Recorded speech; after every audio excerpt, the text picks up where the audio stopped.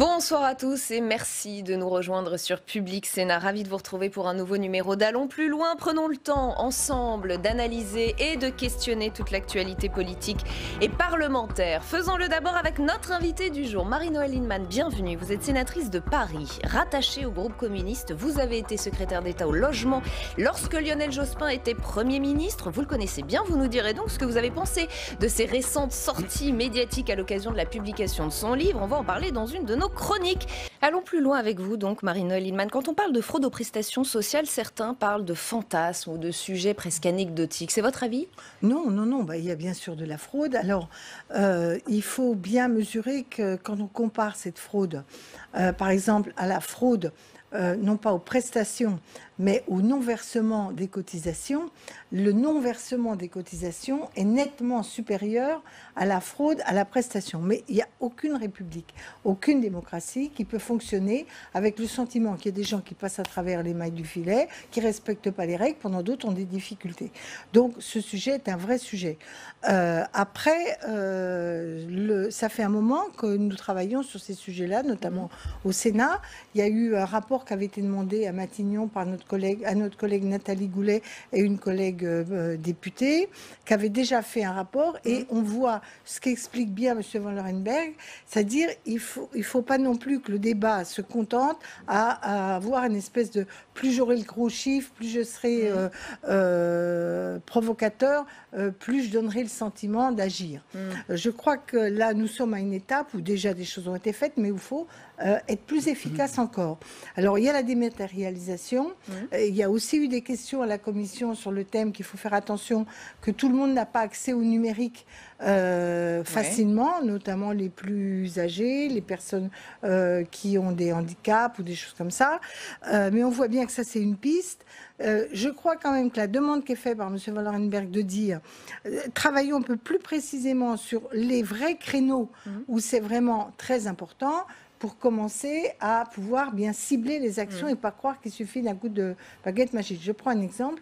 Dans le secteur de la dépense de santé, il semble que la facturation par les établissements eux-mêmes des prestations soit parfois mal faites, sans doute par erreur, parfois peut-être avec complaisance, surcotée en dépenses. Donc il faut affiner. On a plein d'autres sujets à vous proposer ce soir, Marie-Noëlle Lienemann. C'est l'heure du club. On n'a pas fini d'en voir les conséquences de ce confinement et de cette crise, Marie-Noëlle Lienemann. D'abord, je voudrais saluer le travail de l'enquête parlementaire du Sénat, parce que très souvent, on croit que c'est des coups politiques. Enfin, là, il y a vraiment un travail de fond qui est de bien mesurer l'ampleur des conséquences d'un fait qui était inédit, qui révèle à la fois des dysfonctionnements un peu structurels et permanents, ou des choses qui fonctionnent un peu cas un cas, et de l'autre côté, le côté exceptionnel qui fait qu'il faut changer nos méthodes pour nous trouver dans des cas comparables, capables de réagir mieux qu'on l'a fait.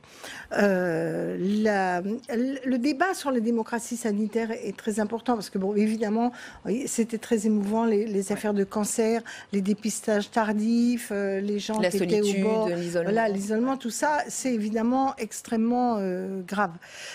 Mais ce qu'on voit bien, c'est que dans tous ces grands enjeux de société, en période de crise et en dehors des périodes de crise, parce que l'isolement de certaines familles, de certains patients qui, par exemple, ont un cancer ou de maladies graves, il a lieu aussi dans d'autres périodes, suggère quand même qu'on ait un système de santé qui associe mieux l'ensemble des partenaires et donne aux malades, à leurs représentants, une capacité non seulement d'être consultés, mais aussi d'alerte, d'intervention.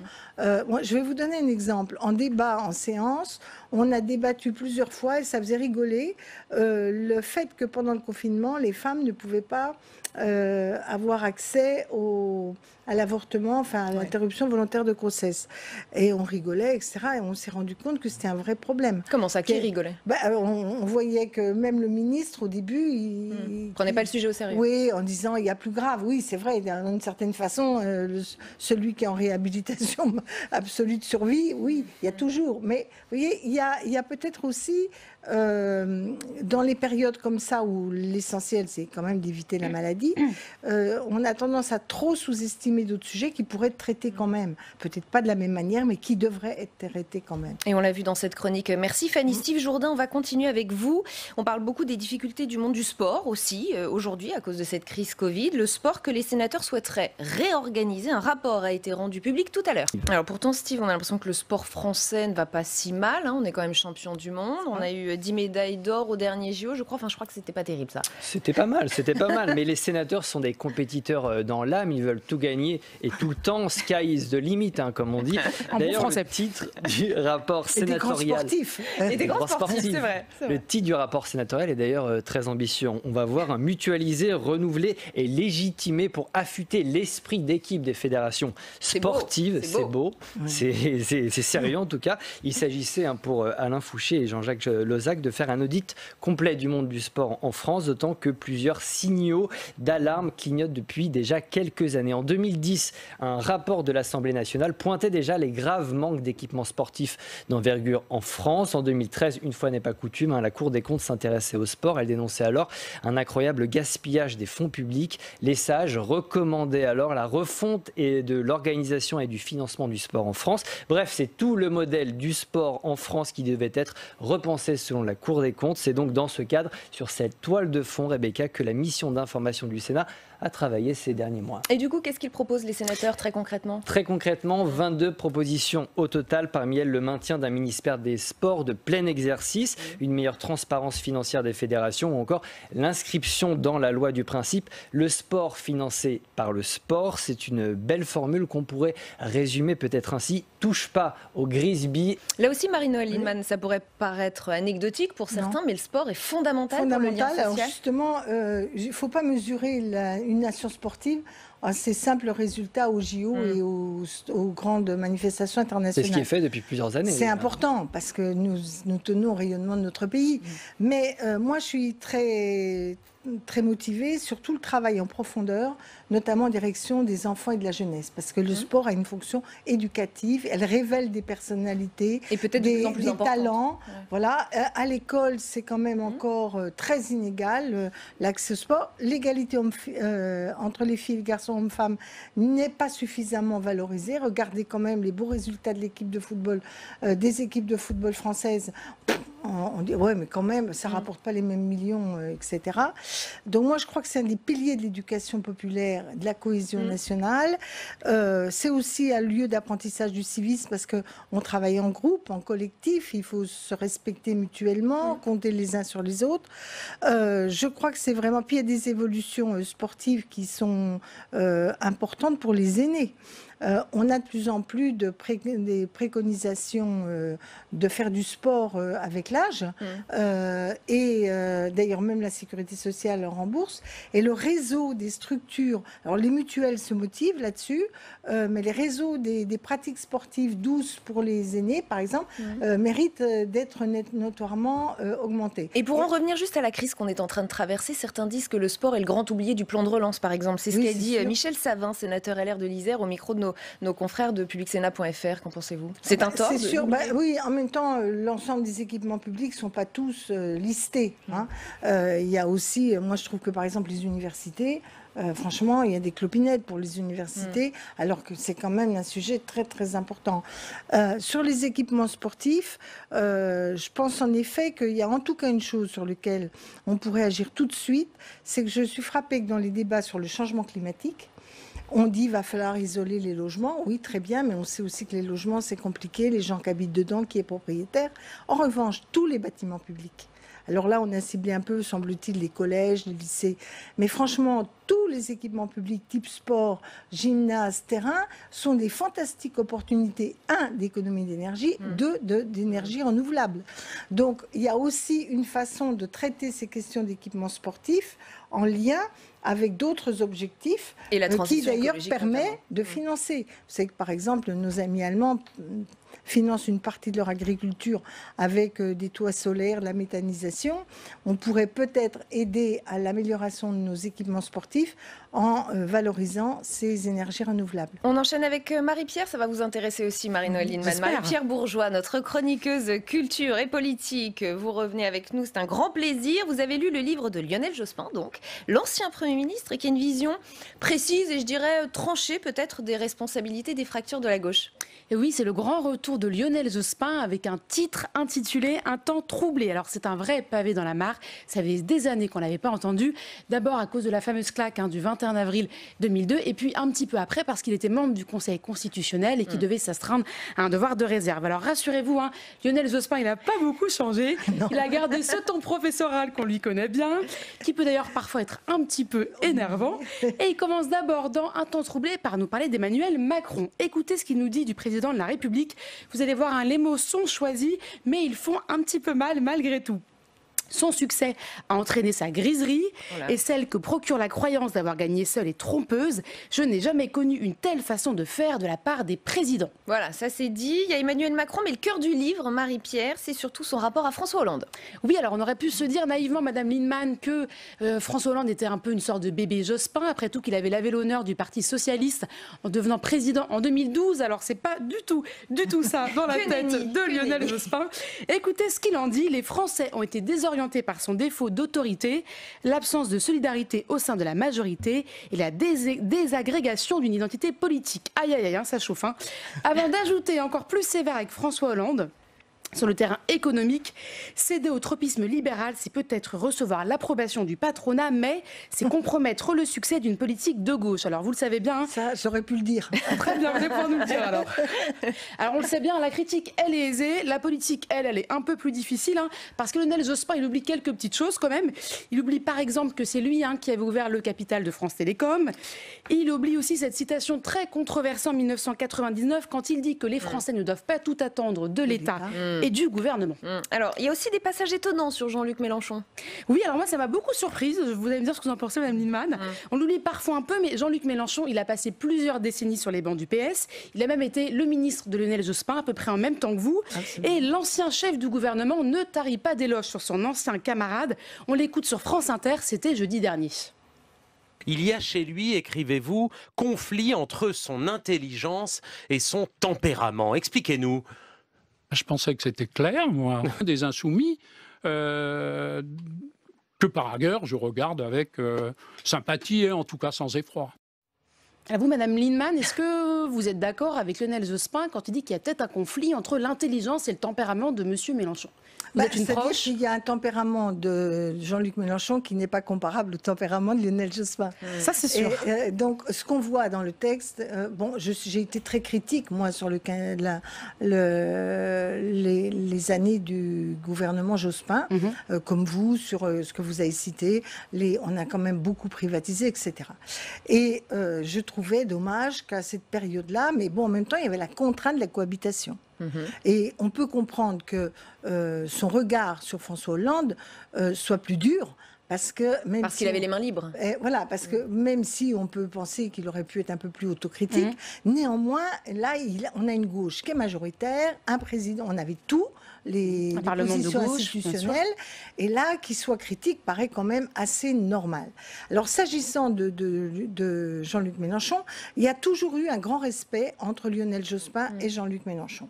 D'abord, comme le dit Jean-Luc Mélenchon dans l'article de l'Obs d'aujourd'hui, chez Lionel Jospin, il y a le goût du débat. Le goût de l'intelligence de l'analyse. On prend une position au regard d'une analyse. Même quand on n'est pas d'accord, il y a des raisons pour qu'on s'exprime. Et c'est pas vous êtes des vieux archaïques, vous n'avez rien compris à la mondialisation. La mondialisation, c'est comme l'eau comme la pluie qui tombe, on n'y peut rien faire, etc. Même si, comme vous l'avez dit, sur le rôle de l'État. Bon. Donc, il a toujours eu ce respect pour Jean-Luc Mélenchon, qui a été d'une certaine façon un respect réciproque. Deuxièmement, je crois qu'il pense que Jean-Luc Mélenchon a une dimension d'homme d'État. Mais évidemment, le côté impulsif, qui peut paraître impulsif chez Jean-Luc Mélenchon... Qui peut paraître, qu'il l'est. Oui, qu'il est relativement. Oui. Il y a des fois, je me dis que son impulsion est un peu calculée. Parfois, elle ne l'est pas. Parfois, elle ne l'est pas. Mais en tout cas, je crois qu'il reconnaît chez... évidemment, il ne lui ressemble pas. Alors après, il y a des désaccords plus structurels dans ce qu'il dit sur Jean-Luc, qui est la question du rôle des partis. Tout à fait. Bon.